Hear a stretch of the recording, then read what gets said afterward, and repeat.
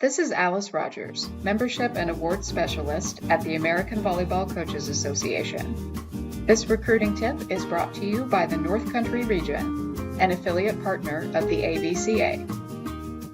If 18 months spent dealing with a global pandemic has taught us anything, it is the need to be flexible.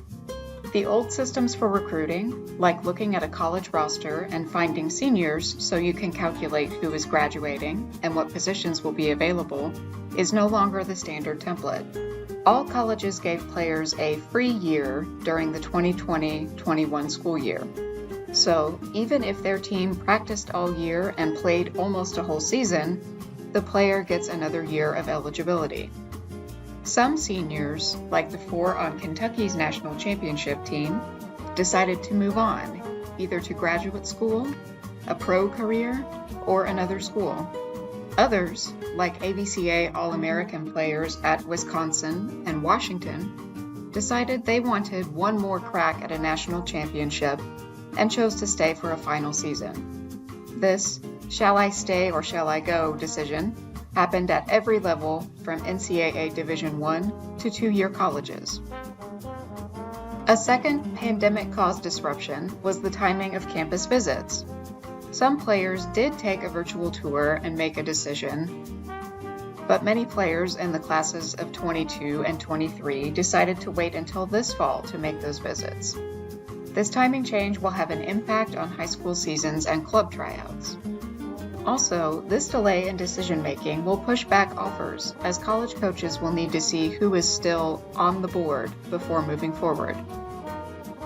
The last disruptor that was certainly starting before the pandemic, but seems to be accelerating, is the number of volleyball players who are transferring at some point during their college career. The relevance of this for incoming freshmen is that a junior or senior can be added when it looks as if a position was going to be open. Transfers in women's volleyball are still quite low, under 10% in Division I and 7% in Division II, but they are higher than before the pandemic and look to be climbing. What does this mean for you as a prospect, parent of a prospect, or coach of a prospect? You need to ask more questions than you did before. Certainly study the roster for playing time at your position, but also ask how many players will be staying for an extra year. Are there transfers coming in?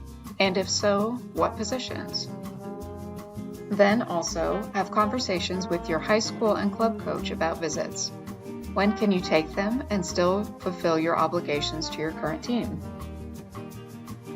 There is no need to panic. Schools still need players and scholarship money is still available. But you may be asked for more flexibility. You may be asked to redshirt a year. You may be asked to forego a scholarship your first season until one becomes available. Most current college players will not stick around for 5 years, so these disruptions will smooth out over time. And that's your recruiting tip of the week. Thanks for your membership in the North Country region.